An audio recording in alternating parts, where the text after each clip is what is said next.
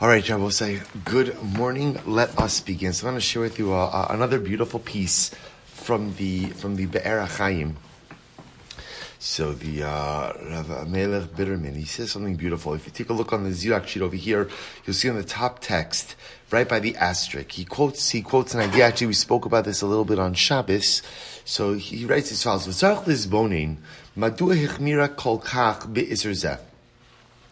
the B'Ohr Ha'Chassidus focuses on a question that many are preoccupied with, namely, why is it that we focus so much on this particular Isser of Chametz? What's the nature of the severity of this Isser? He says, Ukimoshe kasaf haradbaz b'tshuvosav, she efshar lahasbir v'derach hapshat, madua hechmira Torah kolkach be'Isser Chametz. So he quotes the Radbaz, who says that it's difficult to understand why the Torah is so machmir on chametz. Why is there such severity attached to this particular Isser? Da aser b'mashu, va aser b'hana. After all, again, chametz is aser in any minute amount. One is not permitted to get benefits from chametz, and all of the other chumrus that we have seen and that we know when it comes to chametz. Therefore, the Radbaz writes something beautiful. V'al kein ani somech amash amru razal. I'm on the page that's titled Yud Zayin.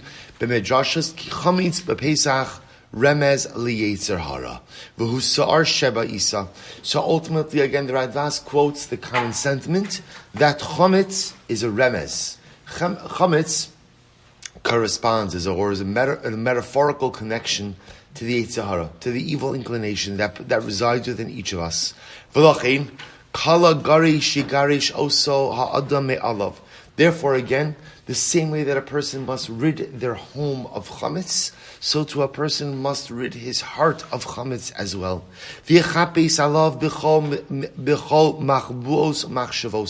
And just like a person has to search in all the nooks and crannies for chametz in their home, so too a person has to search in all the nooks and crannies of the heart as well.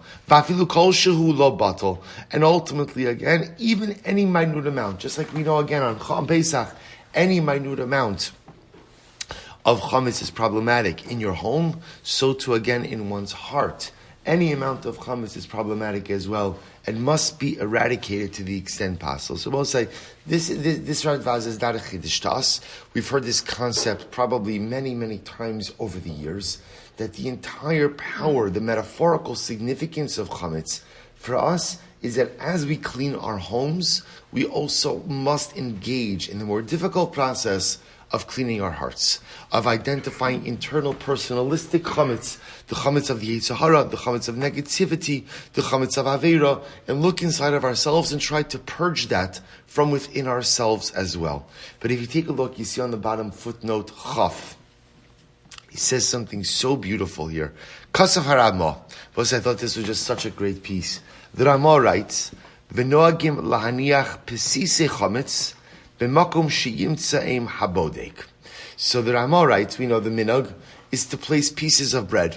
Place pieces of bread for this on the night of B'dikas Chametz. So remember again, Emeretz Hashem V'Shal Tov Mitzlachas this year, Thursday night when we go out and we search for Chametz, so we're going to put out pieces of bread. But when putting out the bread, we make sure to what? Put it somewhere you're going to find it. Right? This is not like a scavenger hunt over here. Right? You want to make sure you're going to put it somewhere you're going to find it. Kidei, shalote berchasa levatala. And why do we have this minhag to put out the pieces of bread? In order that the bracha of al bir chametz should not be levatala. Interesting idea. Right? So he quotes over here. So we'll say, because remember again, what am I concerned about? I'm going to make the bracha of al bir chametz. I'm going to be searching around, and what's going to happen? I'm not going to find any bread. And apparently, again, if I don't find any bread, it's going to be a bracha levatal. So there's a whole discussion about that. V'nischabtu aposkim eich toel eitzazu lahatzilas habodik bracha levatala v'alo ein zekiim ha'arama ba'alma. So we'll say, let's analyze this for just a moment. So first of all, it's really quite fascinating. See, generally, the question that's asked over here, that most of the poskim ask over here is, why do I need to put out bread in order to avoid a bracha levatal, an unnecessary bracha? After all, again, the bracha is really made on the essence of searching, right? And if I search something and I find it, then I'll burn it. If I don't find anything, who's this bracha levatal? Okay, but he focuses on a different bracha. He says, how could putting out in a premeditated fashion, right? I go ahead, I break up a piece of bread into 10 little pieces, I place it in 10 strategic locations that I know about. How does that avoid bracha levatala? We'll say, you hear how counterintuitive this is? I want to make a bracha, I don't want it to be levatala, so I'm going to find chametz. So this way, what am I going to do? I'm going to put out the chametz ahead of time, 10 pieces that I know about, in places that I know about to avoid bracha levatala. How does that avoid bracha levatala, an unnecessary bracha, or bracha in vain, if I am the one who's actively going ahead and putting out the pieces of bread? It's a good kasha. And he says something amazing. Shari kol habayis, naki b'chametz, because everyone knows, by the time Thursday night rolls around, home, right, a Jewish home is already done. There's no chametz. There's no chametz to be found. This year, maybe a little bit different because of going into Shabbos, but lemaisa, even if we want to say this some chametz, a very controlled amount of chametz. He goes on, he says, Shari kol habayis naki b'chametz, va'osam pesisim einam zukukim lebedika. And those pieces again, I put them there. It's not like they were lost in my home and now I have to endeavor to try to find them. I put them there. Shari yodeh hechan ohim omdin. See, Rabbi say, what's the whole idea of bedikas chametz? What's the whole idea? The whole idea of bedikas chametz is for me to search my home for chametz I don't know about. That's what the bedika is. So we'll say, this is the great anomaly of the bedika in general, because by the time we generally roll around to Thursday night Pesach, we're ready.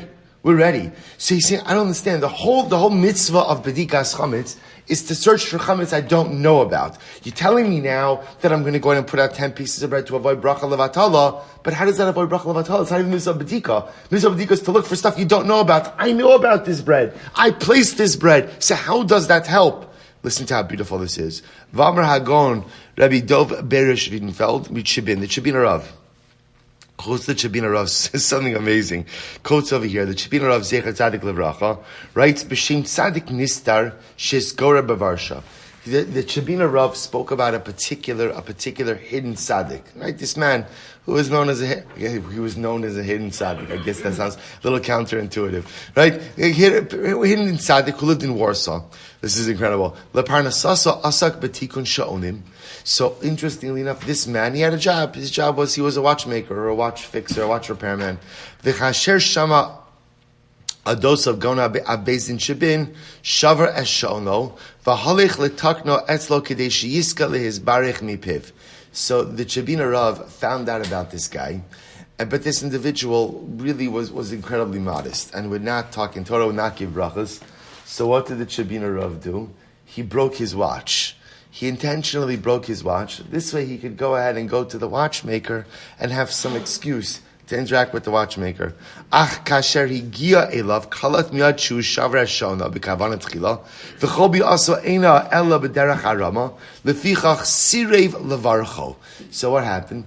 When the Chibina Rav shows up with his quote-unquote broken watch, and the watch repairman sees that this clearly was broken intentionally, the watch repairman refused to interact with the Chibina Rav. He refused. He didn't want to give him a bracha because he felt that, again, the Chibina Rav was blowing his cover a little bit. So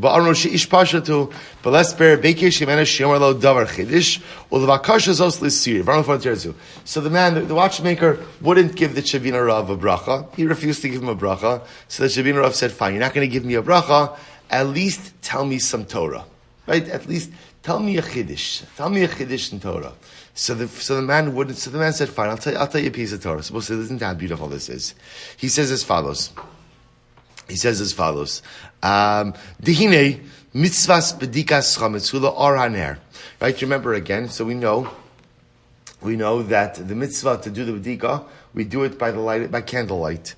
V'alfinale b'psachim b'gzera shava mikama psukim. V'chad minayu hu dichsiv eitzel avdi Yosef. Shechipsu es hagavia ben am techosem shalash shvatim.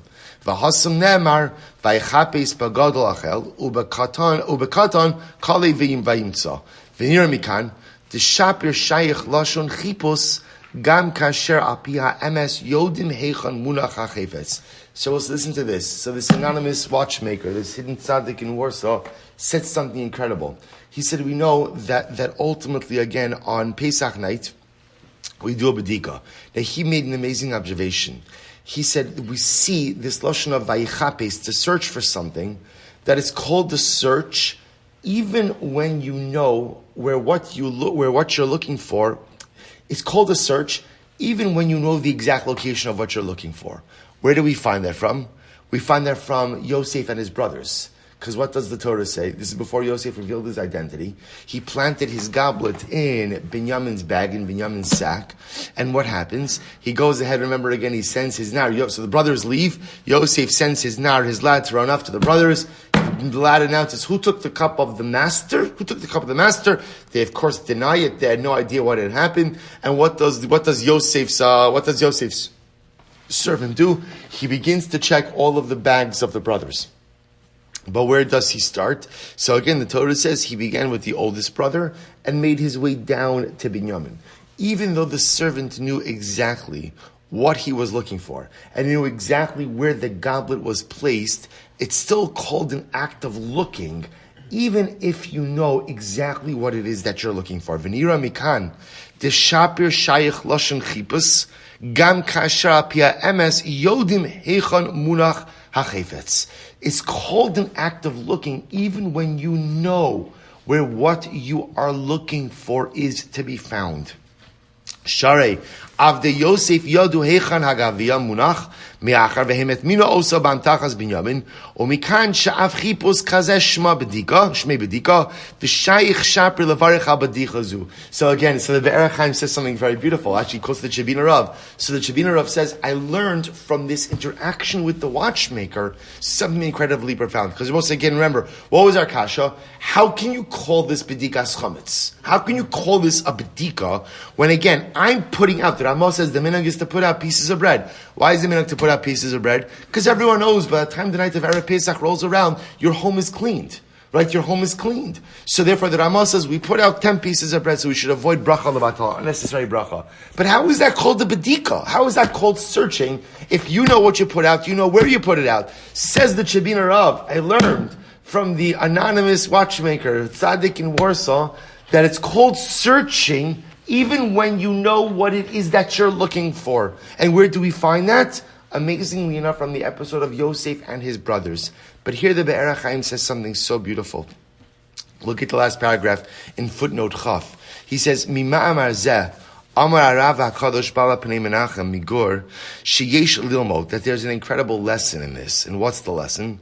Tehine komi asher naga yiras Elokim bilvavo, Yisonin v'yivke ala yitzahara hamishdalel b'kirbo, umenase lahapilo lebe'er shachas. I will say, so remember again, let's loop back a little bit. So now we know, we're going to see two lessons that emerge from this. So the Pnei Menachem said, based on this, we see something incredibly profound, which is that a person, remember the whole essence of chametz, is that as I spoke about this on Shabbos, that as I search for chametz in my home, my goal is to search for chametz inside of me as well.